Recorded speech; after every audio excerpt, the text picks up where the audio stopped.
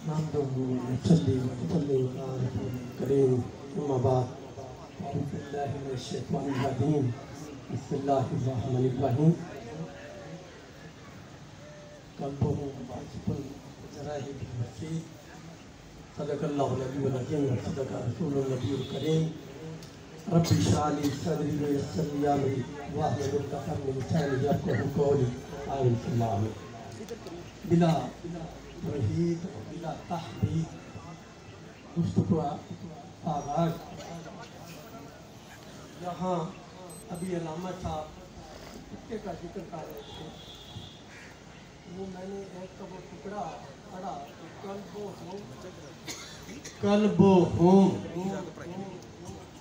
कल्बो home. अगर home को हटा ले तो फिर सिर्फ कलब है, तो फिर कलब नापाक है, फिर कुत्ता है। लेकिन जब कल्बो होम उनका कुत्ता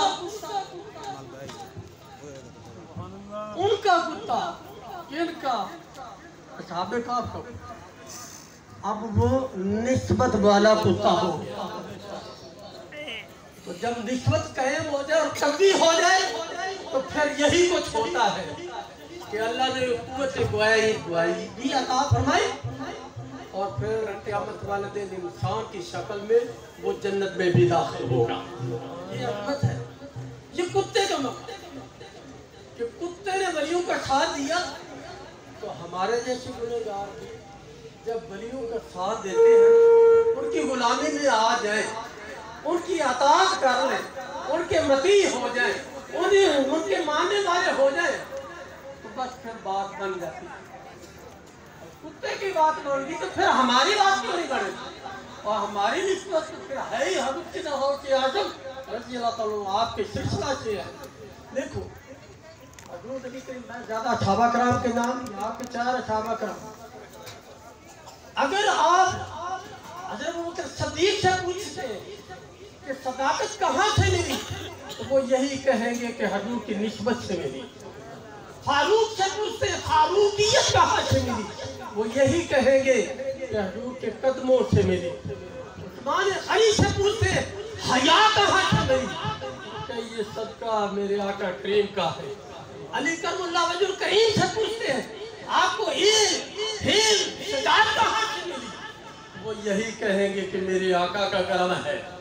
किसी ने ये नहीं कहा कि मैंने बहुत इल्म सीखा, किसी ने ये नहीं कहा कि मैं तो पहाड़ों पर जाकर इबादतें करता रहा। नहीं, जो कुछ भी मिला, सदाकत मिली, फारूकियत मिली, हया मिला, इल्म मिला, शजाअत मिला, सब हुजूर के कदमों से मिला। ये तो निस्बत हुजूर से कायम हो गई। और इसी तरह जिनकी निस्बत हुजूर से आज़म रज़ी अल्लाह ताला अन्हु आपके साथ हो गई, आप फरमाते हैं क़यामत का दिन होगा, लोग पूछेंगे ये कौन साहब आ रहे हैं, जिनके पीछे लाखों करोड़ों मानने वाले मुरीदीन होंगे। वो समझेंगे कि शायद ये किसी उम्मत का नबी आ रहा है, तो बताया जाएगा ये उम्मत मुहम्मदिया का गौसे आज़म है, जिनके करोड़ों जिनके मुरीदीन। आप फरमाते हैं मुरीद आके पूछा कि अटू आप दुनिया से ज़ाहिर तौर पर पर्दा फरमा चुके होंगे, तो जो आपसे मोहब्बत करेगा वो क्या आपने फरमाया क़यामत तक जो अपनी निस्बत मेरे साथ कायम करेगा वो मेरे मुरीदीन में शुमार होगा। और अल्लाह ने क़यामत तक पैदा होने वाले मुरीदों की फहरिस्त मुझे दे दी है और मुझे खबर है कि फला इब्ने फला ये फला जगह करने वाला मेरा मुरीद है। और हकीकत बात ये है वखाला का माला तालम, अभी ऐसी मुबारक पर अल्लामा साहब ने बात की, उन्होंने भी बात की अल्लाह वो कुछ पैदा फरमाता है जिसका हमें खबर इल्म नहीं होती। और हुजूर बहुत पाक फरमाते हैं मैं उन्हीं में से हूँ जिनके बारे में तुम्हें इल्म नहीं है। हुजूर बहुत पाक की शख्सियत ना तो अल्फाज में, ना तहरीर में, ना तकरीर में आ सकती है, बल्कि उनकी जिंदगी का अब्दुल्लाह इब्न याफिर रहमतुल्लाह फरमाते पूरी दुनिया के फूल जो है इनकी शाखों को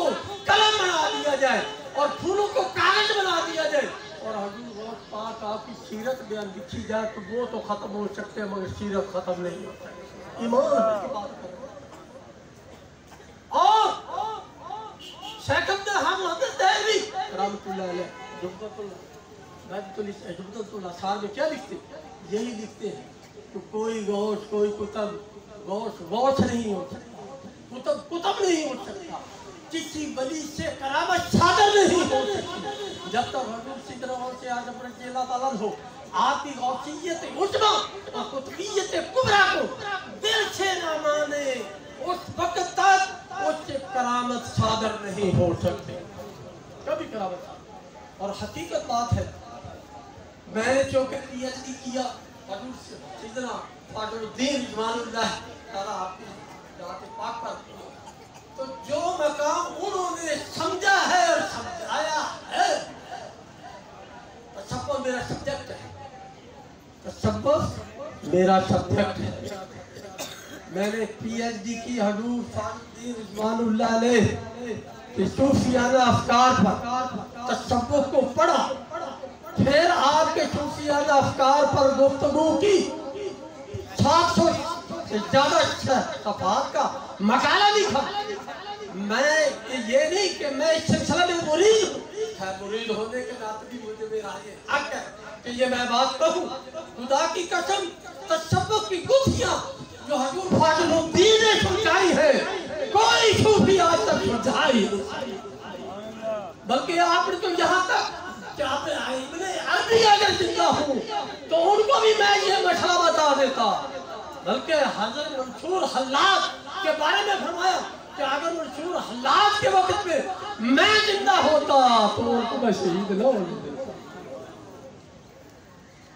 बड़ी बड़ी बुद्धियां सुलझाई और आपके मुताला करने से पता चला है कि हकीकत बात है, वलय इस खानदान, ये वलियों का खानदान ही सिर्फ नहीं, ये तो वली का खानदान है, ये वली बना देने वाला खानदान है। लेकिन जरूरत निस्बत कायम करने की है, जिस तरह सहाबा किराम ने हुजूर से निस्बत कायम की, जिस तरह मैंने अभी अर्ज किया कुत्ते ने निस्बत कायम की। ये दिल में, हमारे दिल में ये नफ्स, ये कुत्ता है, इस कुत्ते को मारो, ये कुत्ता मरेगा तो फिर वली की शान समझ में आएगी, ये कुत्ता मरेगा तो गौसे आज़म की शान का पता चलेगा कि क्या अजमत और क्या शान है। ये मौका नहीं, ना कोई पहल बयान कर सकते हैं, किस पहल पर गुफ्तगू करें। लेकिन ये बता देना चाहता हूँ हुजूर गौसे आज़म रज़ियल्लाहु अन्हु, मैं अपने नाना का वारिस हूँ, मैं जलती हुई भड़कती हुई आग हूँ और मैं पहाड़ों पर मेरी सदाकत के झंडे लहरा रहे हैं। गौसे आज़म कोई अपना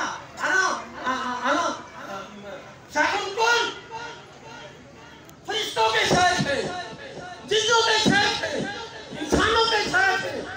वाना शेख हूँ कुल, मैं सबका शेख हूँ, खा वो फरिश्ते हूँ, खा वो इंसान हूँ, खा वो जिन्नात हूँ। और आपका तसर्रुफ आपकी दुनिया से पर्दा फरमाने के बाद भी उसी तरह मुहद्दिसीन की किताबों के हवाले से बात कर रहा हूँ। आपने फरमाया कि क़यामत तक मेरा तसर्रुफ इसी तरह रहेगा जिस तरह के जिंदा नबी का वजीफा होता है वो इसी तरह का होता है। इसलिए हम फिक्रमंद नहीं, क्यों? क़यामत वाले दिन हम सब हुजूर गौस पाक के मुरीदीन में शामिल, बजरिया हुजूर फाखरुद्दीन, सिलसिला कादरिया फाखरिया, आपने जो खिदमत दी वो एक अलग सब्जेक्ट है, आपने जो सूफियाना अफ़कार दिए वो ये अलग सब्जेक्ट मजबूर है, आपने वलैत के हसूल के लिए जो तरीका जात बताए वो अलग मजबूर है। आपने जिन हालात में तसव्वुफ की खिदमत की उस वक्त हिंदुस्तान के सियासी, मुआशी, माशरती, मजहबी क्या हालात थे, उलमा क्या कर रहे थे, और बल्कि अकबर बादशाह की जो बाकियात थी उसका सफाया अगर किया तो हुजूर फाखरुद्दीन ने किया। ये बड़ी तारीखी बात है।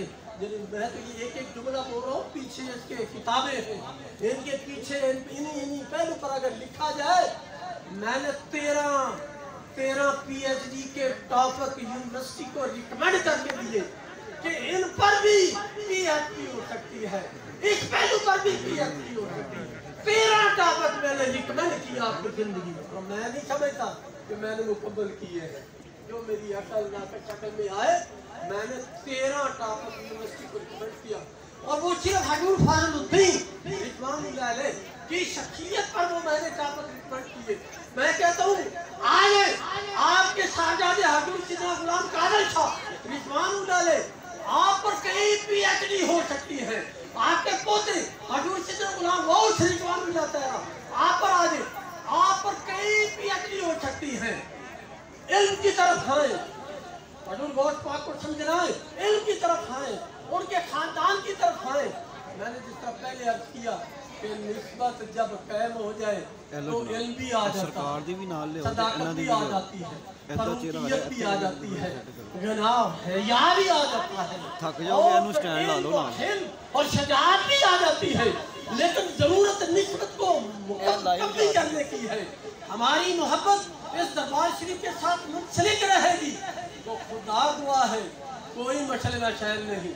मैं आपके आज उनके दामन, उनके कदमों पर हाथ रखकर, हज़रत साहब के कदमों पर हाथ रखकर मैं अर्ज कर रहा हूँ, खुदा गवाह हो मुरीदी ला तखफ अल्लाह रब्बी अतानी रिफ़तन मनाली। वो तो गुलाम आवाज से कह रहे, ओ मेरे मुरीदो, तो अल्लाह ने मुझे इतनी बुलंदगी अता की है, तुम अगर कमजोर भी हो तो क्या बात है, कोई बात नहीं। मैं गौसे आजम तो ताकतवर हूँ।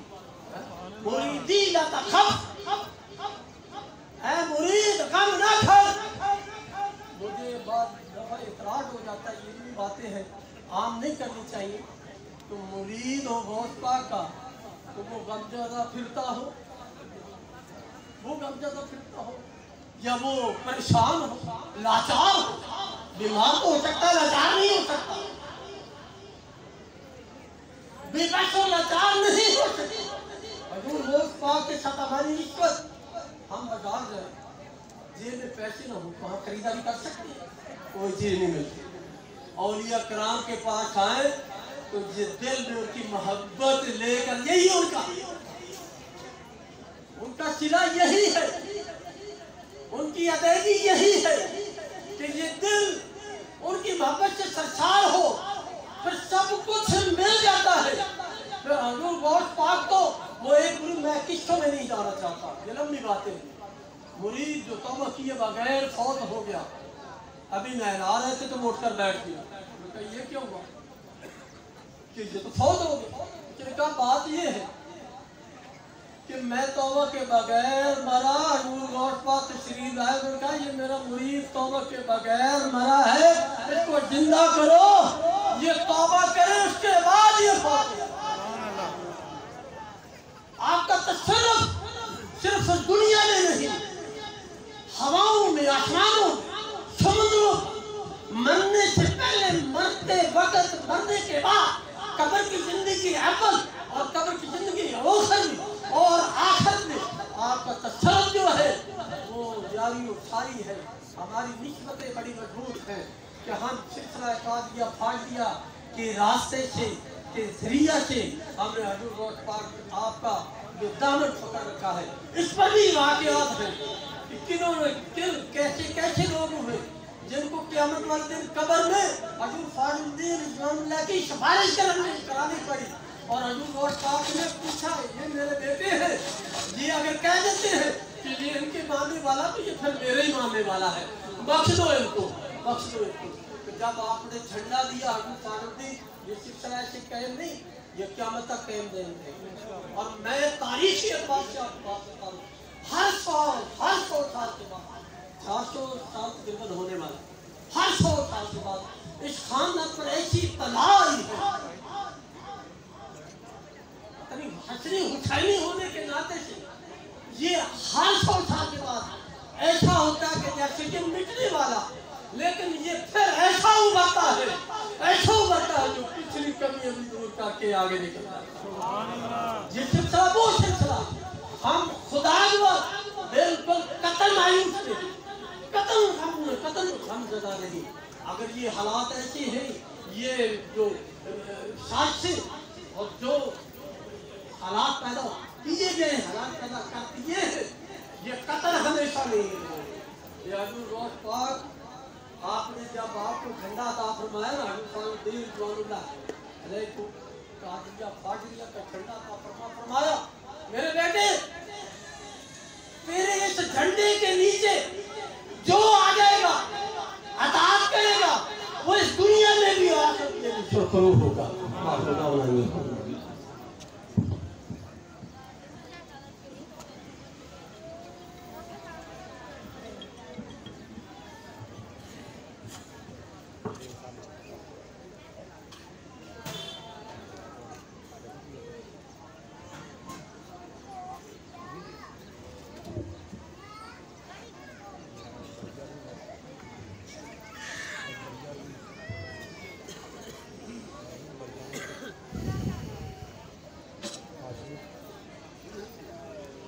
सब दरूद पाक पढ़िए सल्लल्लाहु अलैहि या